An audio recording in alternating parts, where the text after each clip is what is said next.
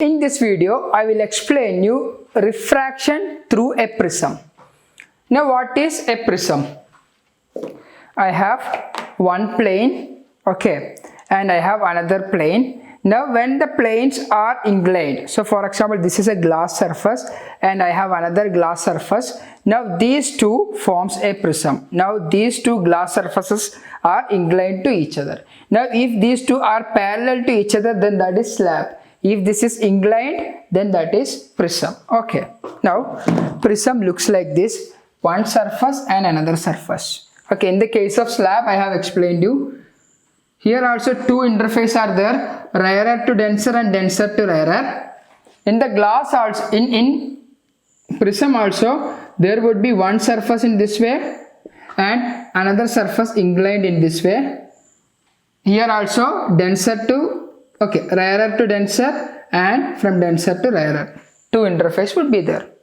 Now, so this is rarer, this is denser, this is one plane, this is another plane, denser to rarer. Now see the definition, two inclined plane surfaces of transparent medium. So these two have to be transparent, then only it makes a prism.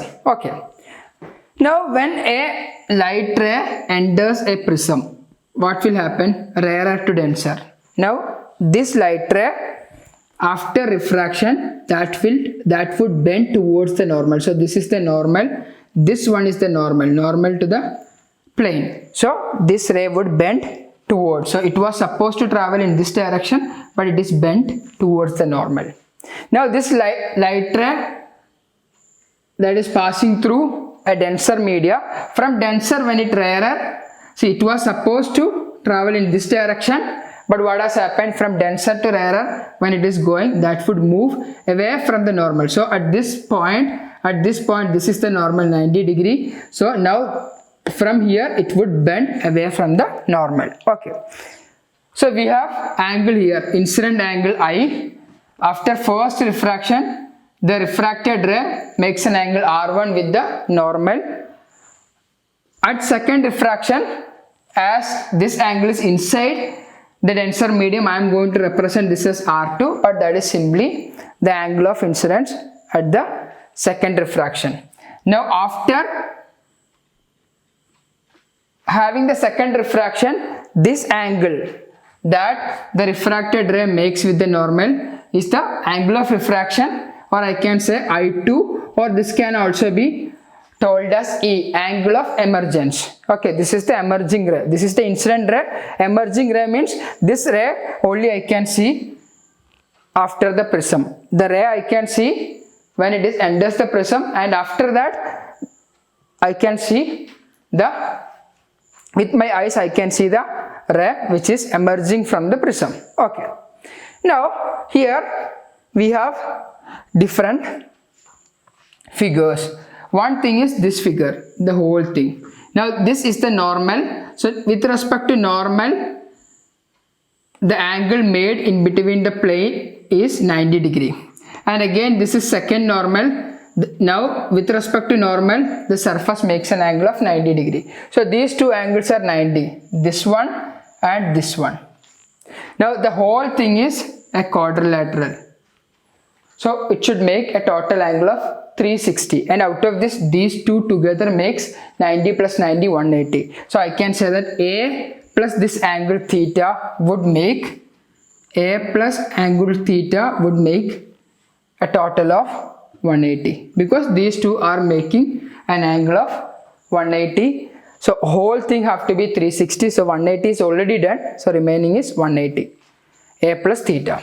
Now next thing is very important. See the deviation here. Now incident ray was supposed to travel in this direction, and so that is the ray of incident ray, and emerging ray is having a line of action in this way. Now the angle in between incident ray and the emerging ray is deviation. So what is deviation? Angle between incident ray. So this is the incident ray, between incident ray and emergent ray. So this is the emergent ray. So this is the angle of deviation. Ray is angle of deviation delta. Now this angle of deviation, it's an just see the triangle, this one, the small triangle. Now this delta seems to be an exterior angle. So exterior angle is sum of interior angle. We don't know this angle, but we know that this is I, so the whole thing, this have to be I. Out of that, this one is R1, so this would be I minus R1. See, opposite angle have to be equal, and so this is equal to I, the whole thing is I. Out of that, this small portion is R1, so this would be I minus R1. Similarly, if this is I2, the whole thing is I2, opposite angle. If this is I2, then out of that a part is R2, so this would be I2 minus R2. Okay, now these two are the interior angle, I1 minus R1 and I2 minus R2. Okay, so I can say that I1 minus R1 plus I2 minus R2, these are the sum of interior angle, that is equal to exterior angle delta. So I can say that I1 plus I2 minus of, I will take minus common from R1 and R2, minus R1 plus R2 is equal to delta. Now one more relation I need, that from this triangle, this one is R1, this is R2, and the small thing, this one is R1, this is theta. So in this triangle, I can say from the triangle, yeah, you can name it, but from this triangle, I can say that R1 plus R2, this angle plus theta is equal to 180. So I can say that R1 plus R2 is equal to 180 minus theta. Or I can say in the opposite way that theta is equal to 180 minus of R1 minus R2. Both of them are same. So R1 plus R2 I am bringing here. So theta is equal to 180 minus of R1 plus R2. Okay, the whole R1 plus R2 is taken to that side. Now I am substituting this. This is 2 in 1. So 2 in 1. So 2 when I am substituting in 1, instead of theta I am substituting. So angle A plus, instead of theta, 180 minus of R1 plus R2 minus of is equal to 180. So 180 would cancel, and R1 plus R2 I am going to bring to that side, minus of R1 plus R2. So angle A is equal to, bring to that side, that is my R1 plus R2. This is very important relation. Angle A is R1 plus R2. Now instead of R1 plus R2 I can substitute A. So this is equation 3 and this is equation 4. So 4 I am substituting in 3. So I would get, instead of R1 plus R2 I can substitute A.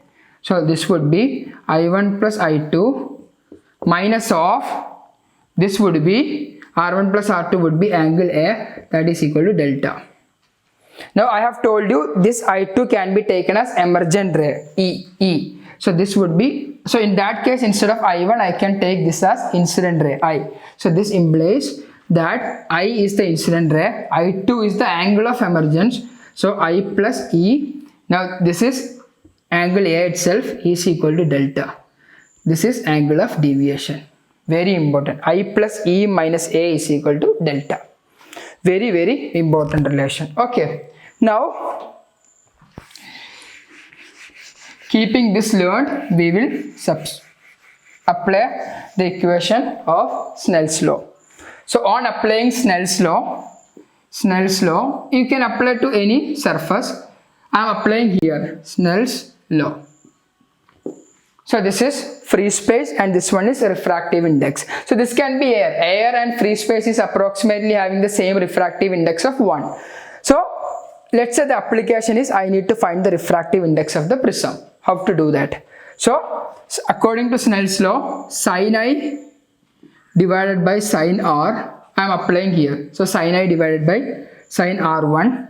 Okay, before that I have to learn one thing. that we will make the incident ray in such a way that will have the minimum deviation. So how this will have the minimum deviation? So condition for minimum deviation delta. So that is a case of delta minimum. So that will happen. So deviation is present. Now when you are changing the incident ray, what will happen? So I will draw the graph. So deviation would be in this way. Okay, now with higher I, okay, here with smaller I, so I am going to, this is the normal. So with respect to normal, it's a smaller angle of incidence. This is deviation delta and this is incident angle. Now when the incident angle is very small, so this is the normal, when it is small, deviation is large. Now I am keeping the value, I am increasing the value of angle of incidence, the deviation decreases and at some point it will become least.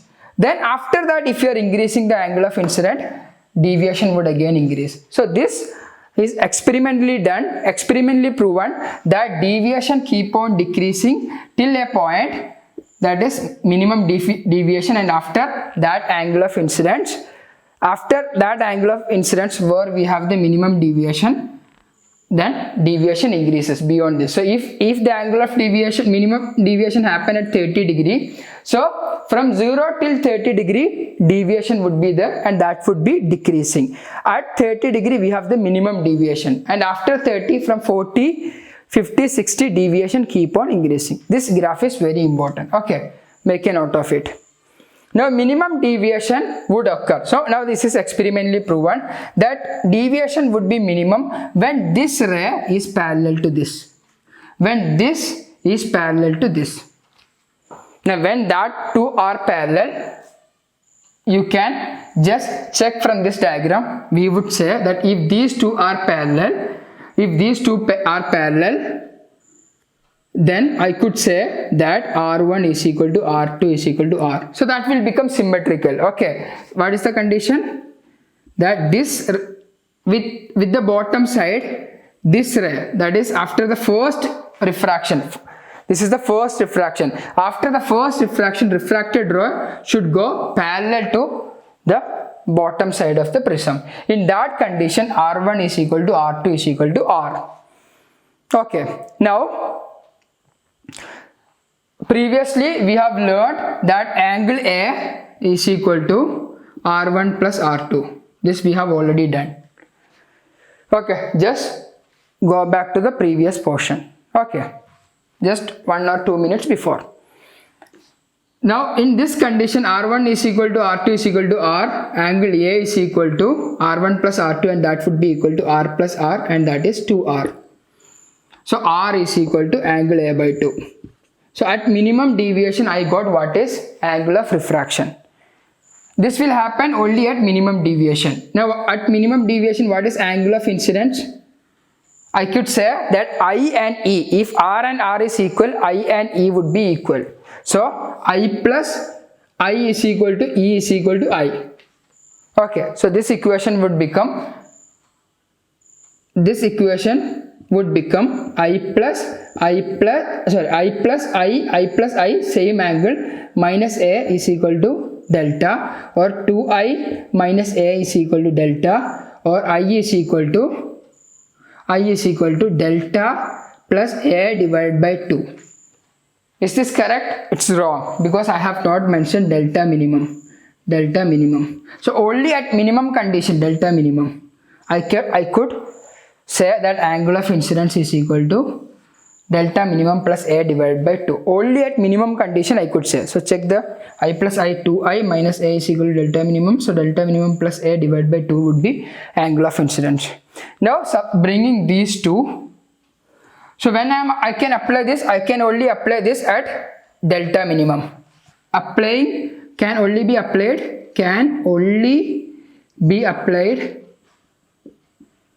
at minimum deviation.